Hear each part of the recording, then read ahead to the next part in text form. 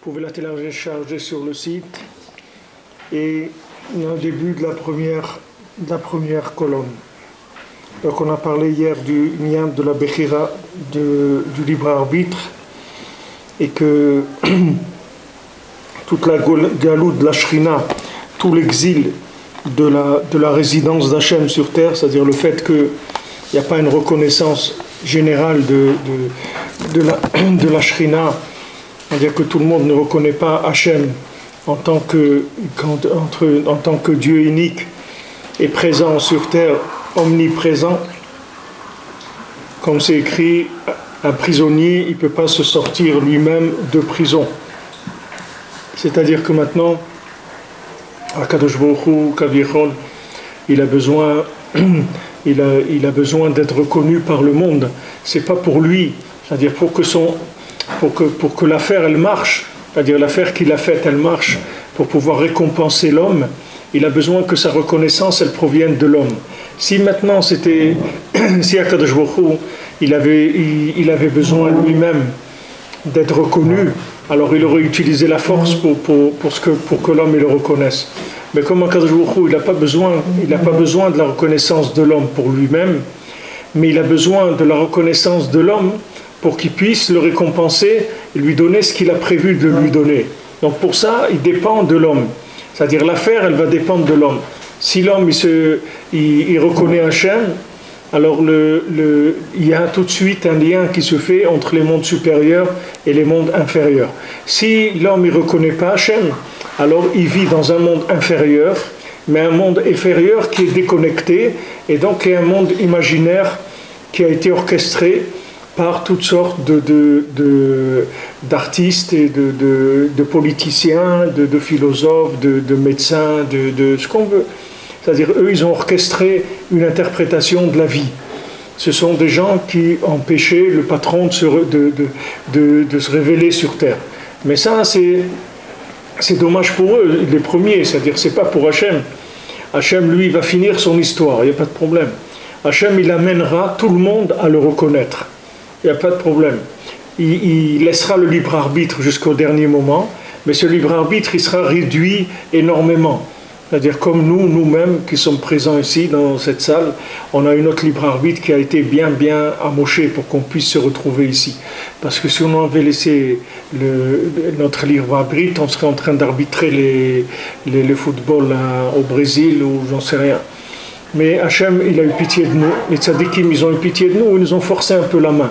C'est-à-dire ils ont utilisé des moyens un petit peu avancés pour pousser un petit peu les gens. Comme c'est écrit que si on voit quelqu'un d'intelligent, alors on lui donne de la chorma. C'est-à-dire on lui donne de la sagesse qu'à celui qui est déjà sage de lui-même. Donc si Hachem il voit que chez quelqu'un il y a un petit point positif, quelque chose, alors il lui force la main un petit peu.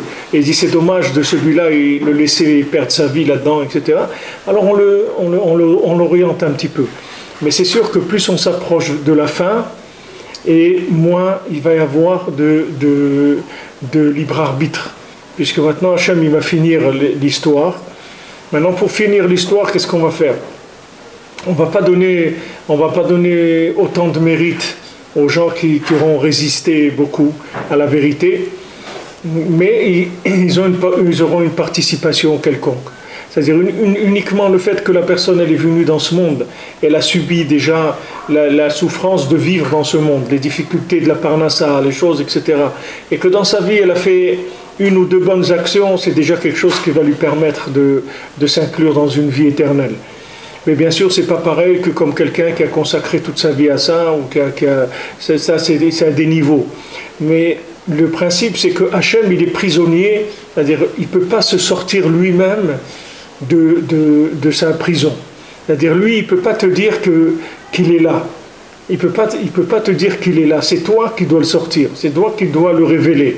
Lui, il ne peut pas dire bon voilà, c'est moi qui suis là, c'est moi qui ai créé le monde, etc. Vous devez m'écouter parce qu'il y a quelque chose de bien, je vais vous proposer des choses bien, j'ai fait ça pour vous, etc.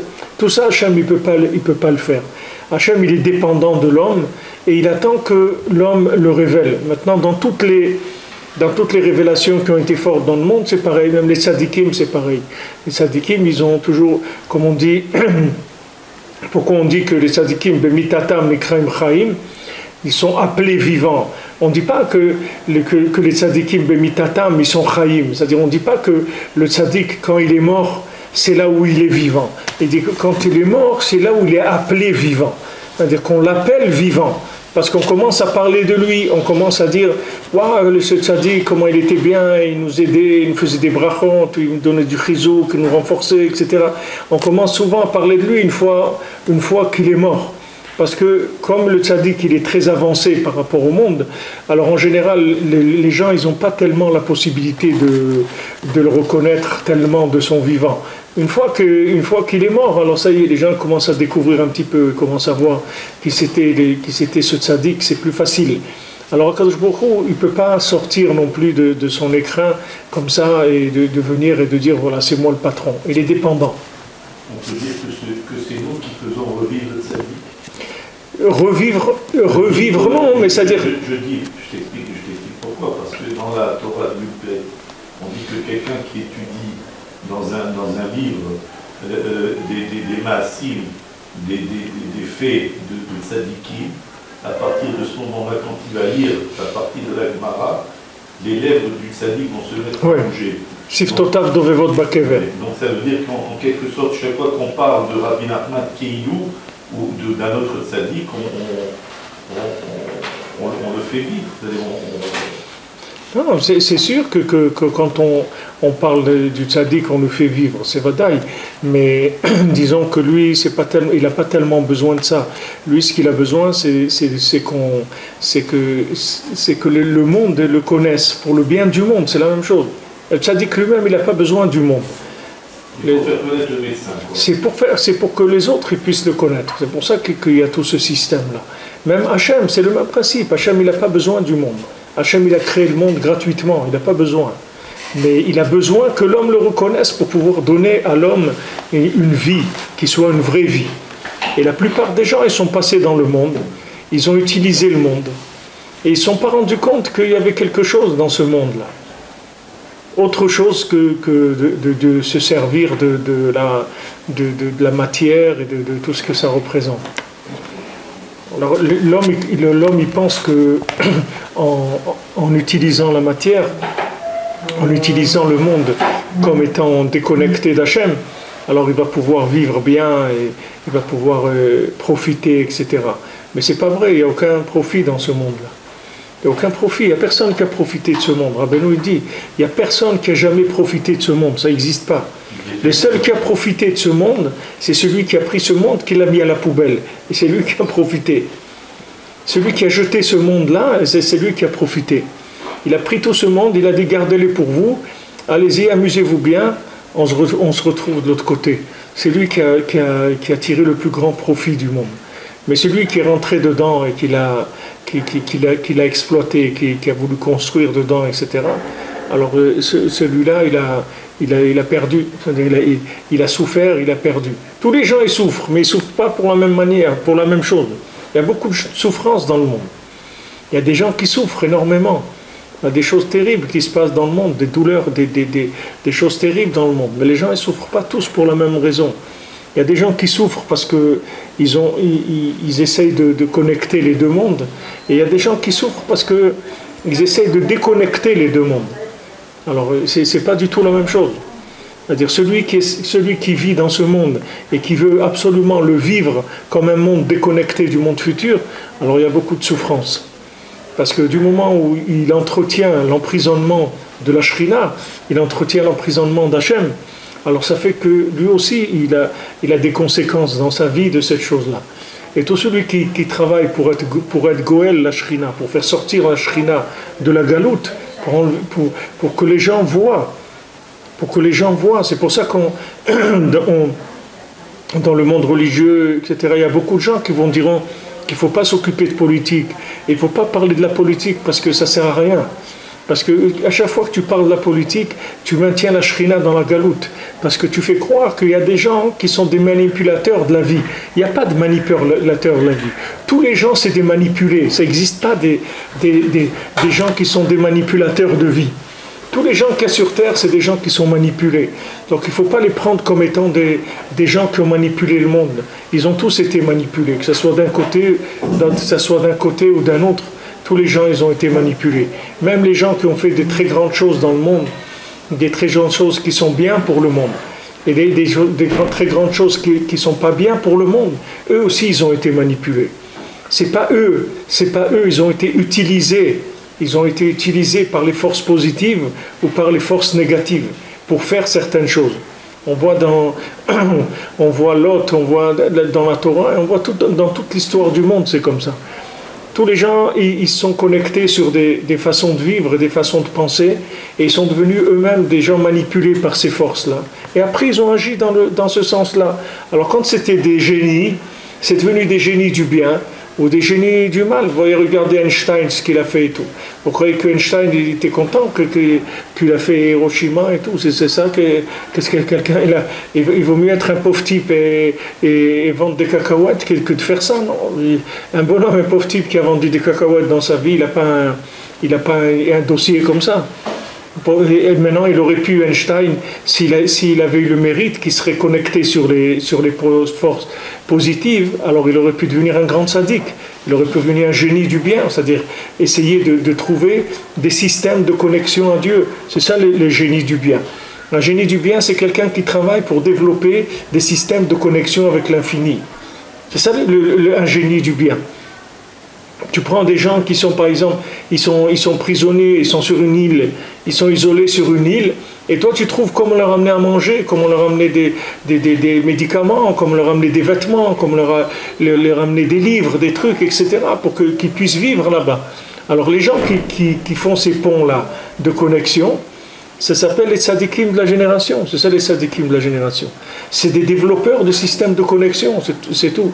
Maintenant tu vois des jeunes qui sont perdus, qui vont dans des clipotes, dans des endroits de destruction, etc.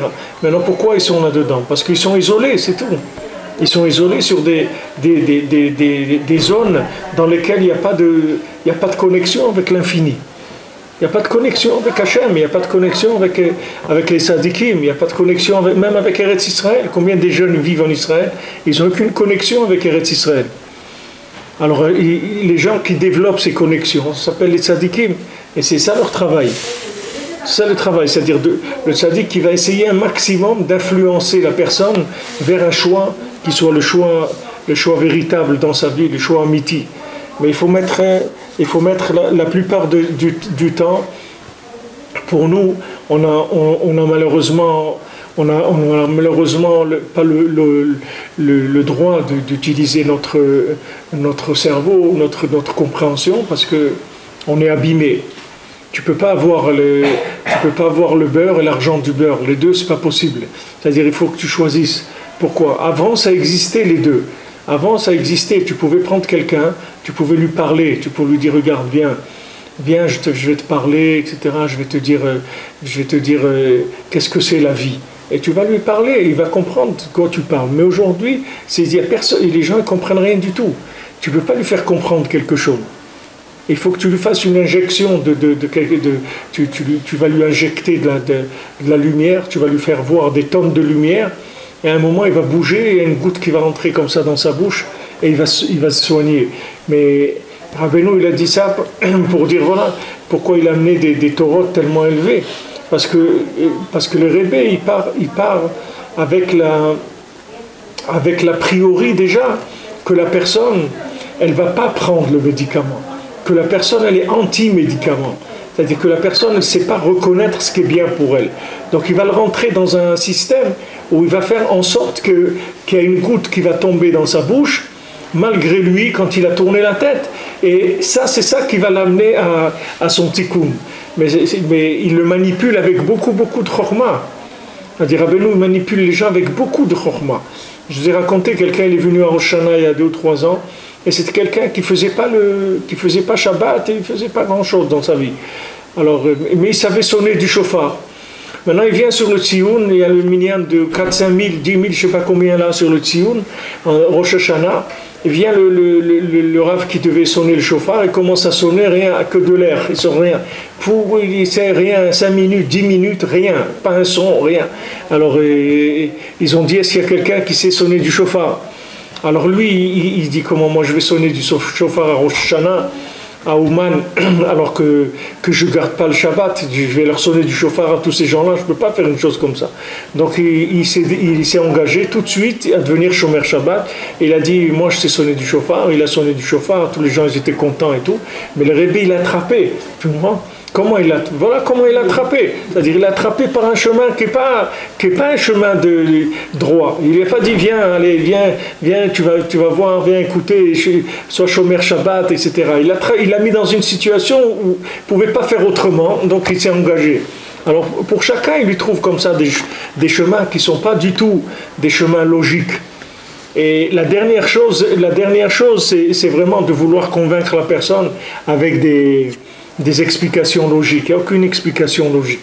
Il faut savoir que même nous, tout ce qu'on étudie, c'est uniquement, on fait descendre le rouach du tzaddik, comme on a vu, Ishacher rouach bo, c'est descendre le souffle du tzaddik, et ce souffle du tzaddik, quand il rentre en nous, alors il nous donne du souffle de vie, il nous fait respirer. On respire la vie, c'est tout, c'est la chose, mais ne croyez pas qu'on est en train de comprendre quoi que ce soit, on ne comprend rien du tout. C'est pas ça notre but, c'est pas de comprendre. Notre but c'est de tirer, c'est pas de comprendre. Notre but c'est de tirer de la vitalité, c'est pas de comprendre.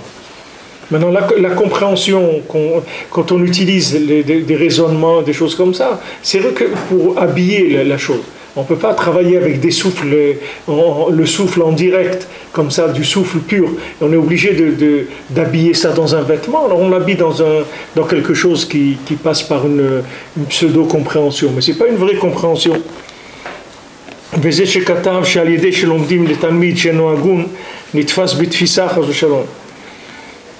Alors Rabbeinu dit dans la Torah 63 que celui qui enseigne la Torah à un élève qui n'est pas valable, alors sa punition, c'est d'être emprisonné. Celui qui enseigne à un élève qui n'est pas valable, alors il est emprisonné. Sa punition, c'est qu'on emprisonne.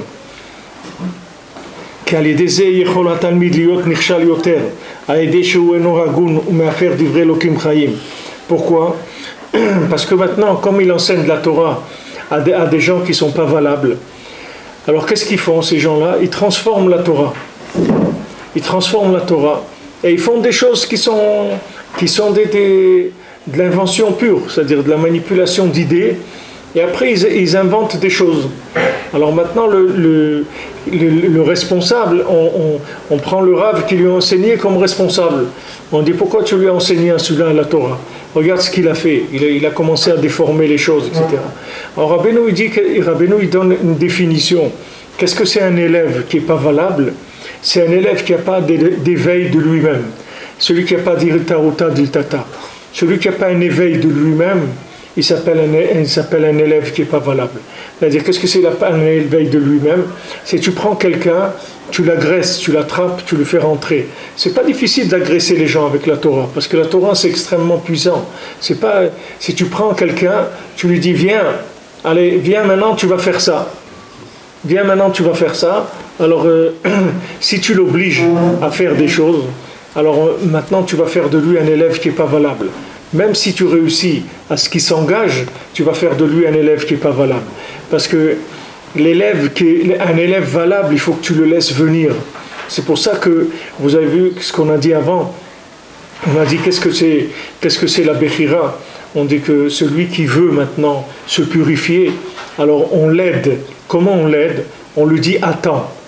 Et celui qui veut devenir impur, qu'est-ce qu'on fait? On lui ouvre tout.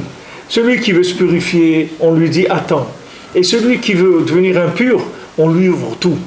Alors, apparemment, ça devrait être le contraire, bien sûr. On dit voilà, le pauvre, maintenant, le pauvre, il se trompe et tout. Le pauvre, non, c'est pas le pauvre, il se trompe. Il faut que tu l'aides à se tromper encore plus. Pousse-le jusqu'au bout de ce qu'il est en train de se tromper. Qu'il aille jusqu'au bout et qu'il voit qu'est-ce que c'est qu'il s'est trompé.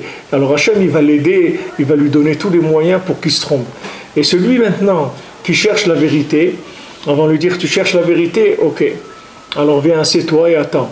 Mais qu'est-ce que ça veut dire, assieds-toi, attends? Moi je cherche la vérité, justement, parce que tu cherches la vérité, tu vas attendre. Parce que le fait que quelqu'un il est capable d'attendre, ça veut dire qu'il est sincère dans sa recherche. Quand quelqu'un est capable d'attendre, ça veut dire que c'est vrai ce qu'il veut.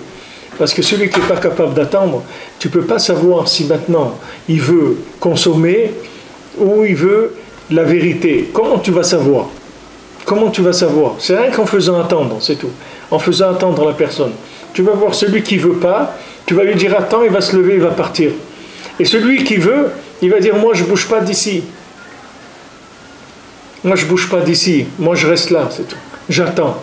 Il dit mais qu'est-ce que tu attends? Voilà, ça fait 20 ans, tu fais de beaux des doux, tu fais des trucs, regarde, qu'est-ce que tu es devenu? Tu n'as rien fait dans ta vie. Dis-moi j'attends, c'est tout.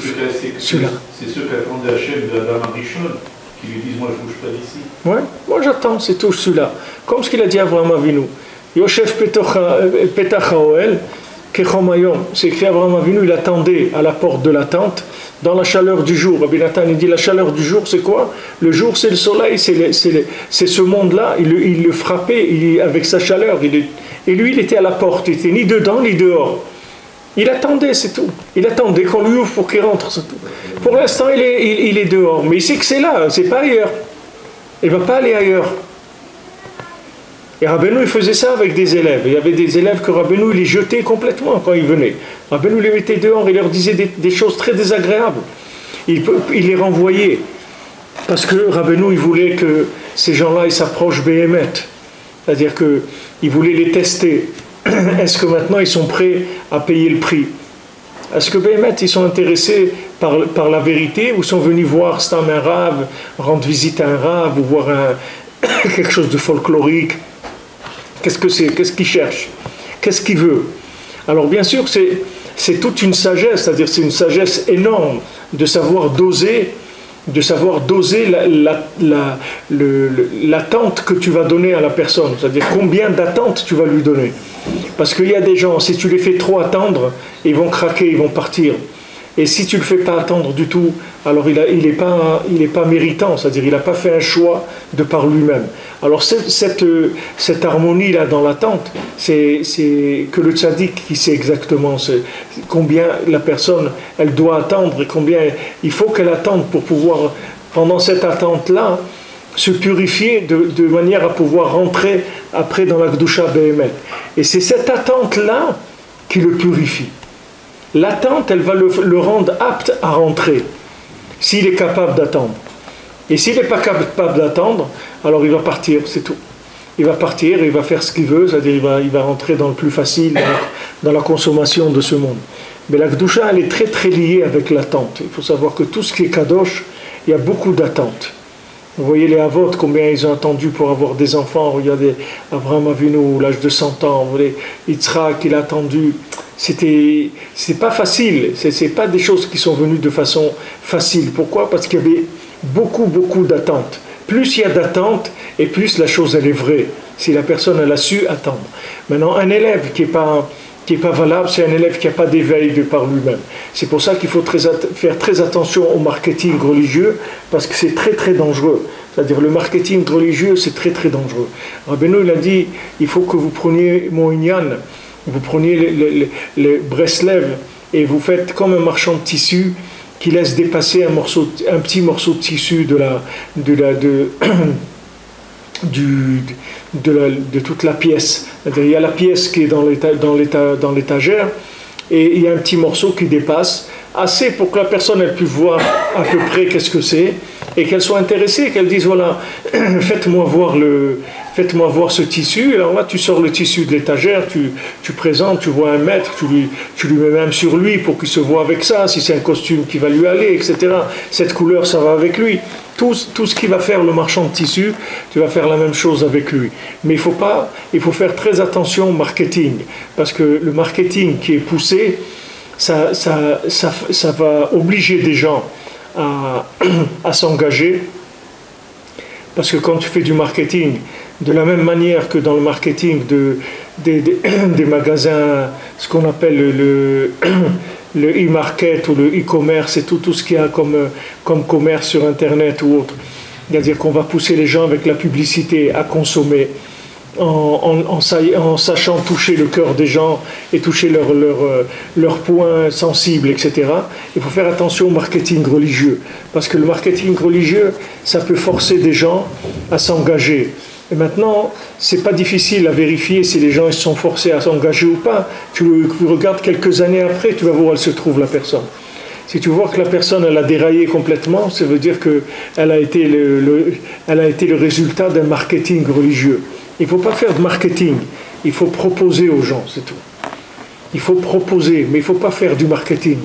Il ne faut pas commencer à utiliser des choses qui risquent d'obliger les gens à s'engager.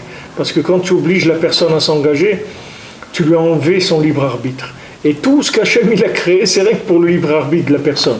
Hachem il te dit, c'est bien beau, tu m'as mis maintenant un clown qui met les tefilines et tout, c'est magnifique. Mais c'est dommage, c'est pas ça que je voulais de lui. Moi, je voulais que c'est lui qui vienne chercher. C'est lui qui vienne les chercher. Et toi, tu l'as attrapé de force et tu l'as obligé, tu l'as engagé. C'est pas ça que je voulais. Sinon, je fais engager toute la planète en 2 secondes. Hachem, il fait un tsunami. En 2 secondes, le monde entier fait tchouva. Il n'y a pas de problème. Mais c'est pas ça qu'il veut, Hachem. Hachem, il veut que les gens, ils aient une part. C'est-à-dire qu'ils aient un bénéfice par le fait qu'ils vont choisir de par eux-mêmes. Qu'ils vont dire, oui, je veux m'engager. Alors maintenant, tu vas utiliser tout ce que tu peux pour l'aider à faire ce choix. Mais tu le laisses signer à lui. Tu ne lui fais pas une falsification de signature. Tu le laisses signer à lui. Quand il signe, il faut qu'il sache à quoi il s'engage. C'est lui qui signe. Tu ne signes pas pour lui. Tu le laisses signer. Et si au moment de signer, il te dit, je ne sais pas, j'ai un doute, tu te dis, alors retourne. Va où tu veux, tu reviendras quand tu seras sûr. C'est tout. Parce que le jour où tu signes, je veux que tu sois sûr que tu t'es engagé. Maintenant, il y a des gens qui signent et qui sont fous parce qu'ils disent, regarde Hachem, je vais signer pour toi. Moi, je suis un fou de toi. Mais tu m'excuses, je n'ai pas la force de vivre la Torah. Mais je vais signer quand même.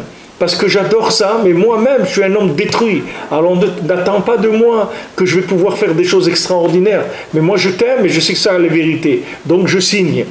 Donc cette personne, tu peux la laisser signer, parce qu'elle s'est engagée d'elle-même, même si elle n'a pas les récipients pour vivre la Torah, même si elle n'est pas capable de faire tout ce qu'il y a à faire dans la Torah, mais sa signature, elle est vraie, son engagement, il est vrai. Mais il ne faut pas pousser les gens, il ne faut pas les forcer à signer. Parce que ça, c'est dommage, parce que tu lui as volé ce qui est le plus intime et le plus précieux de la personne, c'est son libre arbitre. Maintenant, tu peux canaliser son libre arbitre pour l'embrouiller au maximum. Il n'y a pas de problème. Tu peux le séduire, tout ce que tu veux. Mais tu le laisses toujours faire le pas de par lui-même. J'ai vu une analyse de marketing de quelqu'un qui fait ça, une école de marketing sur Internet, et il dit que la pub de l'Internet, c'est beaucoup moins agressif que la pub traditionnelle. Il dit pourquoi ? Parce que pour arriver quelque part, la personne, elle clique. Tandis que dans la rue, il ne clique pas, le bonhomme. Il est sorti dans la rue, c'est tout. Il doit aller acheter une baguette. Maintenant, tu viens, tu lui balances un truc de 3 mètres sur la tête avec des trucs. Mais lui, il t'a rien demandé. Tandis que dans l'Internet, quand la personne, elle cherche Breslev, elle clique. Ça, elle clique. Un cours, elle clique. Tout ça, c'est parce qu'il veut. Il n'y a personne qui l'oblige à faire ça. C'est-à-dire, c'est des étapes que lui, il veut. Maintenant, si tu l'arnaques, tu mets un message, voilà la formule, et on vous garantit que vous deviendrez milliardaire en 6 mois, et là, le gars, tu le fais cliquer dans des trucs, ça, tu n'as pas le droit de faire ça. Il faut que tu mettes des choses qui soient des éveils, c'est tout. Et que la personne, elle dise, tiens, ça m'intéresse, ça. Alors, elle regarde. Mais chaque fois qu'elle clique, c'est son choix, lui. Chaque fois qu'elle a cliqué, c'est elle qui a voulu choisir. C'est pour ça que c'est une publicité beaucoup moins agressive que la publicité dans la rue. Parce que la publicité de la rue, tu es obligé d'aller dans la rue. Tandis que là, la personne, elle fait le choix où elle veut aller. Maintenant, dans tout le judaïsme, c'est comme ça. C'est-à-dire, tu dois parler, tu dois donner des éléments à des gens qui ont envie. Maintenant, tu peux donner envie. Ça, c'est extraordinaire de donner envie aux gens. C'est très bien. Mais la signature, il faut le laisser signer. Alors un élève qui n'est pas valable, c'est quelqu'un qui ne voulait pas et qui a été forcé d'une façon ou d'une autre. Et maintenant, lui, il va déformer l'enseignement de la Torah complètement. Il va arriver à des trucs, mais complètement à côté. Complètement. Il va t'inventer des trucs dans la Torah. Il va te sortir des trucs de l'invention pure. Pourquoi? Parce qu'il a été forcé à faire. Donc il ne s'est pas connecté sur le souffle de la Torah. Il s'est connecté que sur le côté intellectuel et manipulateur de la Torah. Tandis que celui qui a alors son rave, il est emprisonné. Pourquoi? Parce que lui aussi, il a emprisonné la Shrina. Le rave, il a donné à un élève des moyens pour faire des bêtises. Alors lui aussi, on l'emprisonne. C'est-à-dire, on ne le laisse pas sortir de ses limites à lui. Et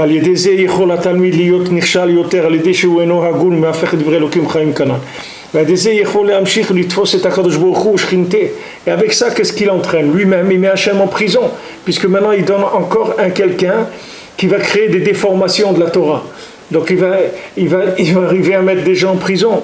Comme Rabbeinu il a dit sur un rave. Il a dit ce rave, il a réussi que tous ses élèves, ils ne vont pas se lever à la résurrection des morts. Tous ses élèves, ils ne se lèveront pas. Mais il faut être capable de faire une chose pareille. C'est pas de faire en sorte que ces gens ne se lèveront pas à la résurrection des morts, parce qu'il leur a enseigné des trucs tellement à l'envers qu'il les a complètement sortis des rails. Il les a fait dérailler complètement de la Gdusha.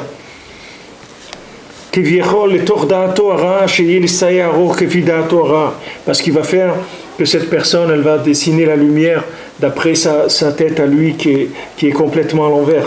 Chez Zeikar Galut Hashem Idbar. Et ça, c'est la Galut d'Hachem. On ne parle plus maintenant de la Galut de l'homme, c'est la Galut d'Hachem lui-même.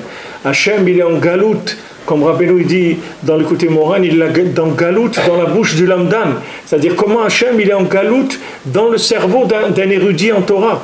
Hachem, il est en Galut là-bas. Il dit, regardez qu'est-ce qu'il a fait avec ma Torah. Avec ma Torah, il a fait des choses. Il a dit des choses. Il a dit ça, comme je vous ai dit, quelqu'un, il a assisté à une dracha, qu'un rav, il a parlé pendant 1 heure pour dire aux gens qu'il ne faut pas aller sur le tombe des tzadikim, c'est du Bitul Torah, c'est du Bitul Uzman. Il a parlé pendant 1 heure pour expliquer qu'il ne faut pas aller sur la tombe des tzadikim. Alors maintenant, quelqu'un qui est comme ça, qui dit le contraire de la Torah, mais il met Hachem en galoute.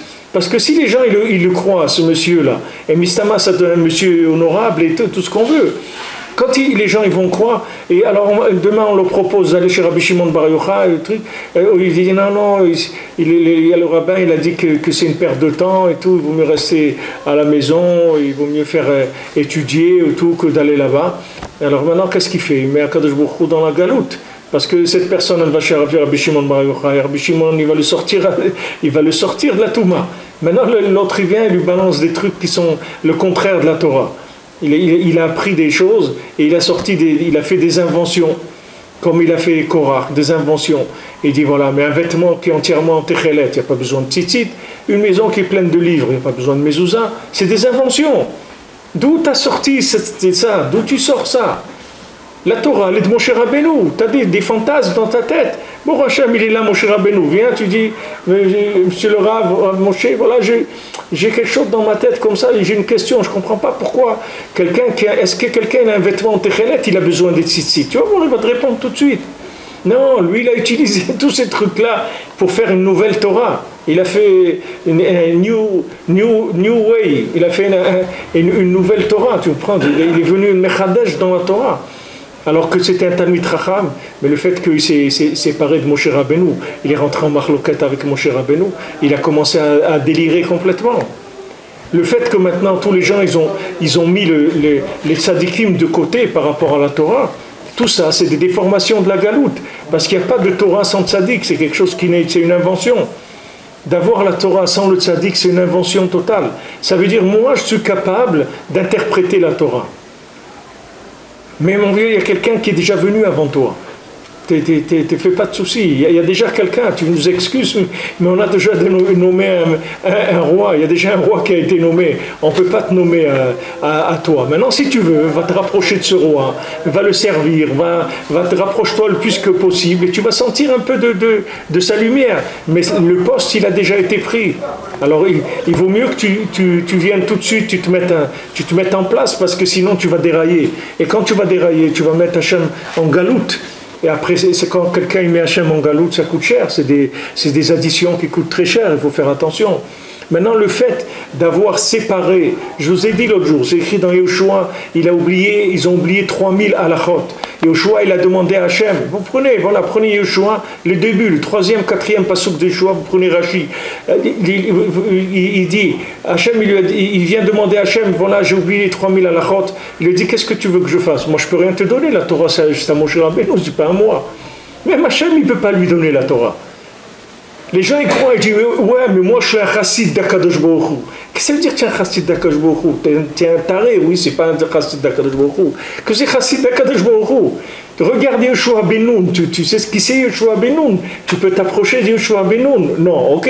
Alors lui il vient et demande à Hachem, donne-moi de la Torah, et encore de la Torah, qu'il connaissait, rien qu'il a oublié, c'est tout. Pas maintenant qu'il connaissait rien, pas un bonhomme qui sort de je sais pas où. Un homme qui a entendu cette Torah-là, il a entendu dans ce monde, pas avant.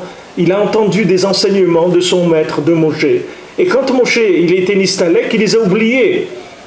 Maintenant, il vient et demande à Hachem, s'il te plaît, est-ce que tu peux me rappeler ce que Moshe Rabbeinu m'a enseigné? Hachem lui dit, je ne peux pas. La Torah, elle appartient à Moshe. Je ne peux pas. Je n'ai pas le droit. Je n'ai pas le droit de t'enseigner la Torah. Donc même si tu te débrouilles à arriver chez Hachem, sans le tzaddik, tu n'as rien gagné, parce qu'il ne peut pas te donner, il a déjà donné au tzaddik. C'est comme Esav, il vient pour prendre les brachot. Il lui dit, mais ça y est mon ami, je l'ai déjà donné, il a tout pris déjà. Il dit quoi, il n'y a rien pour moi? Il dit rien, je lui ai tout donné déjà. Ah, tu veux quelque chose? Va le voir. Va voir Yaakov, tu peux lui demander ce que tu veux. Il va te donner. Mais moi je ne peux rien te donner, il a tout pris. Il est venu, il a tout pris, ça y est. Moshe Rabbeinu, c'est Moshe Rabbeinu. La Torah, c'est Torah de Moshe. Tu ne peux pas venir réinventer un système. Le système, il a été fait comme ça. Hachem, Moshe Kibel Torah mi Sinaï, ou Masra le Yeshua. Moshe, il a reçu la Torah du Sinaï. C'est tout, c'est le premier qui a reçu la Torah. Tu ne peux pas, toi, venir maintenant te mettre à sa place et te dire, moi, je veux recevoir la Torah du Sinaï. C'est une invention. C'est des trucs de farfelus. Et comment c'est venu? Des générations, des générations, des générations, des générations. Pourquoi? Parce que les gens, ils ont convaincu les gens avec des raisonnements et des raisonnements et des raisonnements. Ils leur ont fait réfléchir, réfléchir, réfléchir, jusqu'à que le gars, il s'est levé un matin, il a dit, mais moi aussi, je peux réfléchir. Moi, j'ai vu le Rav, il réfléchit beaucoup. Mais moi aussi, je peux réfléchir. Moi, je suis une tête. Moi aussi, je vais réfléchir. Et avec ça, à un moment, le gars, il a tellement réfléchi qu'il s'est trouvé, il est sorti il est sorti complètement. Tellement il a appris à réfléchir. Et le écart qu'on lui a appris à réfléchir, c'est qu'il peut se passer du tzaddik, qu'il peut faire son chemin tout seul. Mais ça, c'est une invention, c'est quelque chose qui n'a rien à voir avec le Torah. Alors bien sûr qu'après, une fois que la personne elle a fait ça, elle peut arriver à des monstruosités, d'inventer des halachot, de faire marcher des gens dans la Torah, de faire n'importe quoi. Ça vient du fait que la personne elle met la shrina en galoute. Elle met la shrina en galoute dans le cerveau des gens. La shrina elle est en galoute dans des manipulateurs idéologiques, tu comprends? Il manipule, ou il politisent la vérité, ou la manipule. La vérité, il faut la transmettre telle qu'elle est, c'est pas difficile. Tu vas chez Moshe Rabbeinu, tu apprends, et tu transmets, c'est tout, c'est pas compliqué. Qu'est-ce que tu as besoin de mettre ton grain de sel? Tu vas, tu prends chez Moshe, et tu enseignes, c'est tout ce qu'il y a à faire. Tu ne veux pas enseigner, n'enseigne pas, mais apprends chez Moshe. N'en prends pas avec ta tête, parce que tu vas arriver n'importe où avec ça. Tu n'as pas le droit de vivre d'après tes compréhensions de la Torah. La Torah, elle n'a pas été donnée pour ça. Tu n'as pas le droit. C'est tout, c'est pas compliqué. Quelqu'un, il vient, il écrit des livres. D'où tu as écrit ces livres-là? D'où tu sors ces livres-là? De ta cafetière? Mais jette-les, les livres. Je n'ai pas besoin de tes livres. D'où tu sors ça? Alors tu as pris des textes, des trucs, tu les as tournés dans tous les sens et tu as fait mais j'ai pas besoin de ça. Où tu veux que ça me mène ces livres-là? Toi aussi tu as des problèmes autant que moi. Et tu crois que parce que moi je cherche un livre qui a été écrit par un médecin, pas par un malade. Moi, on est tous les deux à l'hôpital, tu vas me faire des ordonnances, ben je vais t'en faire. Allez, viens, on se fait des ordonnances tous les deux. On va finir au cimetière tous les deux, si on se fait des ordonnances. Moi, je prends les ordonnances du médecin, je ne prends pas les ordonnances des malades. Tu es un malade, oui. Ou tu n'es pas un malade? Est-ce que tu es un malade ou pas? Tu es quelqu'un que tu te considères comme quelqu'un de métoucan dans le brit, dans tout? Et il va te dire non. Ok, alors pose la plume, mon ami. Mon ami Pierrot, pose-la la plume. J'ai pas besoin. Pose-la, j'ai pas besoin de ta plume. Maintenant, si tu viens avec ta plume et tu recopies ce que le tzaddik il a fait, il n'y a pas de problème. Tu viens copier les textes du tzaddik, même les embellir, tout ce que tu veux, il n'y a pas de problème. Mais va prendre là-bas, sinon ça ne m'intéresse pas.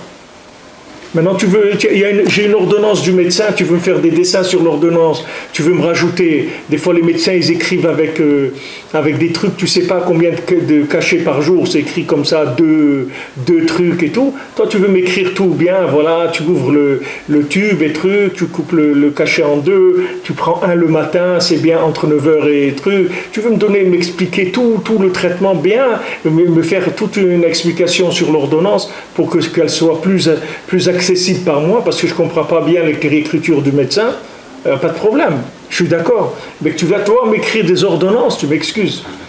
Tu m'excuses. Pour ça, il faut une smicha de Moshe Rabbeinu pour ça.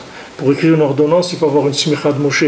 Sinon, tu ne peux pas écrire des ordonnances. Et voilà, c'est pas compliqué comment les gens ils sont arrivés à des catastrophes, comment le Ham Israël il est là où il se trouve aujourd'hui. Si on était resté avec les tzadikim tout le temps, jamais on est aujourd'hui. Jamais. Les bêtises, elles ont été accumulées. Et ici, il y a des fous, et ces fous-là, ils ont été soutenus par des rabbins encore plus fous que eux. Encore plus farfelus que eux. Eux, c'est des fous, ils te disent, on est des fous. Ils te le disent, tu le vois qu'il est fou. Mais l'autre, il vient, il fait comme s'il était normal. Et il te sort des trucs encore pires. Il nous a mis dans des problèmes aujourd'hui. En Israël, on est dans des problèmes, que c'est des rabbins, ils nous ont mis dans des trucs encore pires que les autres. Les autres, on peut s'arranger avec eux, parce qu'il est fou. Un jour, tu peux lui ouvrir un petit peu, mais l'autre, il a basé ses trucs sur la Torah. Comment tu vas le sortir? Tu vas le sortir d'où? D'où tu vas le sortir? Et s'il n'est plus dans ce monde, comment tu vas faire? C'est les trucs, il a laissé des armes de destruction massive. Comment tu vas les enlever? C'est terrible, ces déviations-là qu'il y a eu. Mais ça vient de là, des talmidim qui ne sont pas agounim, c'est-à-dire des talmidim qui veulent aller avec leur compréhension et qui n'ont pas été méchamesh le Rav. Rabbeinu, il dit, Rabbi Nathan, il dit dans l'écouté à la Chod, il dit pourquoi on dit que la marloquette c'est entre Beth Hillel et Beth Shammai. Il dit, si tu vois Hillel et Shammai, eux, ils ne se disputaient pas. Hillel et Shammai, ils étaient très proches l'un de l'autre. Et ils s'aimaient beaucoup. Et ils s'étaient beaucoup méchabed l'un à l'autre. Ils s'honoraient beaucoup l'un à l'autre. Maintenant, comment c'est arrivé qu'il y a des marloquettes comme ça de Beth Hillel et de Beth Shammai? Il dit parce que les élèves, eux, ils n'ont pas été assez méchamesh leur Rav. C'est-à-dire les élèves, ils ne connaissaient pas vraiment qui c'était leur maître. Que ce soit l'élève de Hillel ou l'élève de Shammai. Ils ne les connaissaient pas assez. Et après, ils ont commencé à parler comme des gens qui connaissaient. Alors là, ça a créé de la dispute. Parce que les éléments, ils n'étaient pas clairs. Ils n'avaient pas reçu clairement. Donc maintenant, ils ont commencé à discuter avec des gens où 20 ou 30%, c'était des gens pas très clairs. Alors, ils ont commencé à se disputer. Mais Hillel et Shammai, c'était clair. Les deux, c'est vrai. Et les deux, ils savaient que chacun, il respectait l'autre parce qu'il l'honorait. Il disait ça, ce qu'il dit, c'est vrai. Chacun, il voyait que ce que l'autre, il disait, c'était vrai. Mais quand c'est passé sur un élève qui n'a pas eu assez de chimouche, qui n'a pas touché, aujourd'hui, vous avez des gens, ils vendent du Breslev ou autre, et c'est des gens, tu dis, où tu as appris le Breslev? Eh bien, les livres. Je dis, quoi les livres? Quoi les livres? Une fois, il y a quelqu'un, je parle il y a 25 ans, où quelqu'un, il était de plus que 25 ans, il était de passage avec Slévin et on a parlé. Alors, c'était quelqu'un qui commençait à se rapprocher de Breslev et tout, et un Talmid Chacham, un érudit, un grand érudit en Torah. Alors, il disait, bon, Hachem, moi, dans Breslev, on a les livres, et en étudiant les livres et tout, on peut arriver. Je lui dis, Breslev, c'est tout, sauf les livres, mon ami. Je me dis, si tu ne t'approches pas des gens qui ont reçu Breslev, ce n'est pas avec les livres que tu vas mettre dans ta tête comme elle est que tu vas trouver les chemins. Et bien, ça a été comme ça. Quelques années après, il s'est éloigné complètement de Breslev, il est parti dans un autre monde, complètement. Et pourtant, si tu le voyais, tu aurais dit, c'est le plus grand Breslev de la Terre. Et il est parti complètement. D'où c'est venu ça? C'est venu de la cafetière. C'est tout. La cafetière elle-même, elle a un goût dedans, tu comprends? Ce goût-là, tu ne peux pas l'enlever. Tu ne peux pas utiliser ta cafetière. Ta cafetière, elle est pleine de goûts, de toutes sortes de galouillottes qui sont rentrées dedans. Tu ne peux pas utiliser ta cafetière si tu veux donner le vrai goût de la Torah. Il faut, première chose, tu mets ta cafetière à la consigne de la gare et tu prends des choses qui sont déjà préparées par le tzaddik. Et tu rajoutes rien. Tu rajoutes rien, tu dis voilà, c'est ça qu'il a dit Rabbeinu, c'est tout. Le Rebbe, il a dit de faire ça, ça et ça, c'est tout. Ne rajoute rien, mais dis rien que ce qu'il a dit de faire, c'est tout. Il propose ça, c'est le médicament de l'humanité. Rajoute rien, on n'en a pas besoin. De ta cafetière à toi, on n'en a pas besoin, elle ne nous intéresse pas. C'est pour ça que le verre du kidouche de vendredi soir, il est important de le laver à l'intérieur et à l'extérieur avant de remplir le vin. C'est vrai, ouais. Pour pas que le vin, c'est un bon kidouche, pour pas que le vin il prenne le goût de quelque chose qu'il y avait avant. Comme le vin c'est 70, c'est les 70 facettes de la Torah, comme on a expliqué dans cette halakha de Yain Nesser, pour pas qu'il prenne le goût d'autre chose, pour pas qu'il y ait autre chose qui se mélange à ça. Alors maintenant quelqu'un qui n'est pas à sa place, c'est-à-dire quelqu'un qui n'a pas compris, n'importe qui a fréquenté des gens, des Breslevers, qui a eu le srout de fréquenter des Breslevers de l'autre génération, tout de suite, tu te mettais à ta place. Tu ne pouvais pas fantasmer sur ta place. Tu ne pouvais pas. Même s'il ne te disait rien, il n'avait pas besoin de parler. Même tu te mets à côté de lui, tu te sens tout de suite. Tu te mets tout de suite à ta place. Tu ne vas pas commencer à faire des bouffonneries ou des trucs avec ta tête.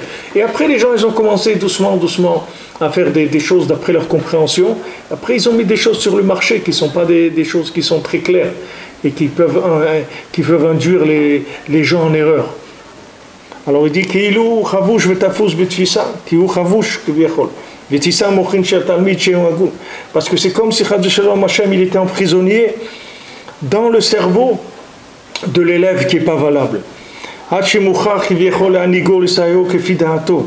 Jusqu'à que maintenant Hashem il est obligé de conduire l'élève selon sa compréhension à lui, c'est-à-dire il va le conduire dans son erreur et l'autre il va voir des preuves, il va dire regarde, la preuve que ce que je fais c'est vrai, regarde, j'ai une aide du ciel pour ce que je fais, mais mon ami, le ciel il aide tout le monde, le ciel il aide même les pires du monde, il les aide, donc la preuve que le ciel il t'a aidé, c'est pas une preuve de la vérité du tout. De la même manière que le fait que le ciel ne t'a pas aidé, ce n'est pas une preuve que ce n'est pas la vérité. Au contraire, des fois quelqu'un il va attendre 20 ans ou 30 ans ou 40 ans pour faire quelque chose et à la fin il va arriver à le faire. Et pendant toutes ces années-là, les gens croyaient qu'ils se trompaient. Regarde Abraham Avinu, soi-disant il vient et commence à révéler Hachem dans le monde, tout de suite ça commence les problèmes. Il y a la famine, il est obligé de quitter Eretz Israël, Hachem il lui donne Eretz Israël, après il lui dit sors d'Eretz Israël. Et là où il va, il a des problèmes, il n'a pas d'enfants, il a des problèmes. Alors les gens ils disent mais c'est quoi si tu viens de nous annoncer un truc, mais ça ne marche pas ton truc. Tu vois bien, arrange-toi déjà toi dans ta vie, après tu viendras nous parler d'Hachem. Ça ne veut rien dire. Ça ne veut rien dire. Il y a des gens, ils n'ont pas réussi, mais ils ont attendu, et après ils ont réussi. C'est-à-dire que le Inyan, que ça marche tout de suite, en général, c'est au contraire. C'est parce que la Sitra Chara, elle fait Maher, comme il dit, monte en Israël, Maher, fait Maher. C'est-à-dire qu'il y a un Inyan de Maher, que le côté négatif, il veut faire très très vite, il veut liquider les choses. Comme dans des magasins, tu vois, liquidation. Alors il croit parce qu'il te met liquidation, ça va te donner envie d'acheter. Pourquoi? Parce que ça met de la pression. C'est-à-dire si c'est liquidation, c'est les soldes, attention. Mais bien ils mettent dans les soldes, ils vendent 2 fois plus cher que d'habitude. Mais le fait qu'il y a marqué solde, ça veut dire que ça met de la pression. Attention, ça va se finir. Ça va se finir, vite, ça va se finir. Avec ça, il t'attrape. Bon. Mais il dit, mais j'étais l'autre jour dans un magasin, j'ai acheté quelque chose. Et dans un magasin de manger, une épicerie, un yaourt. Alors, je prends maintenant le gars qui s'occupait de la boîte qui livre ce supermarché, il était là-bas en train de prendre des notes sur les étalages, etc. Alors il me voit prendre 2 yaourts, il me dit non, ne prends pas, c'est pas sur ça la promotion elle est sur l'autre. Je lui dis, Adoni, moi j'achète pas la promotion, moi j'achète ce que j'ai besoin. Il me dit, non, mais si tu prends de cela, ça va coûter moins cher. Je lui dis, si je prends les emballages aussi vides qu'il y a dans la poubelle dehors, c'est encore moins cher. Mais si moi j'achète ce que j'ai besoin, c'est pas la promotion que j'achète. Qu'est-ce que tu veux me vendre quoi? Que je vais acheter 4 ou 6, mais c'est pas ça que je veux. Je dis, moi j'achète ce que je veux. Je dis non seulement ça, quand j'achète quelque chose, je ne regarde jamais le prix. Parce que si j'en ai besoin, je l'achète. Si j'en ai pas besoin, je n'achète pas. Le prix, c'est pas que Hachem il me donne ma parnassa par rapport à ce que j'ai besoin, pas par rapport au solde. Hachem il te fait pas, il te donne pas ta parnassa dans l'année par rapport aux produits soldés. Hachem il te donne ta parnassa par rapport à ce que tu as besoin. Si tu es quelqu'un qui mange des pommes de terre tous les jours, même si elles coûtent cher, tu vas manger des pommes de terre. Et si maintenant tu vas aller manger autre chose parce que c'est pas cher. Qu'est-ce que c'est cette façon de voir la vie? Alors il te dit, ouais, promotion. Ok, si maintenant moi je veux acheter ça, et en même temps c'est en promotion, pas de problème, c'est très bien. Mais maintenant d'aller acheter la promotion et de laisser le produit dont tu as besoin et d'aller acheter la promotion, c'est complètement à l'envers. Ben tout ça, ça vient de cette erreur. Tout ce système-là, il vient de la même chose que dans la Torah. C'est la même chose. C'est-à-dire c'est des méthodes de pression. C'est-à-dire tu vas arriver à vendre à la personne ce que tu veux lui vendre parce que tu as mis une pression de la promotion. Alors la personne, elle va courir acheter, vite c'est en promotion, vite c'est en solde. Il n'y a pas besoin. Si j'ai besoin de quelque chose, je l'achète. Quand j'en ai besoin, Hachem me donne pour ce que j'ai besoin, quand j'en ai besoin. Et je n'ai pas besoin d'aller me courir dans ni des promotions, ni des soldes, ni rien du tout. Ce n'est pas pour moi. Maintenant, dans la Torah, c'est la même chose.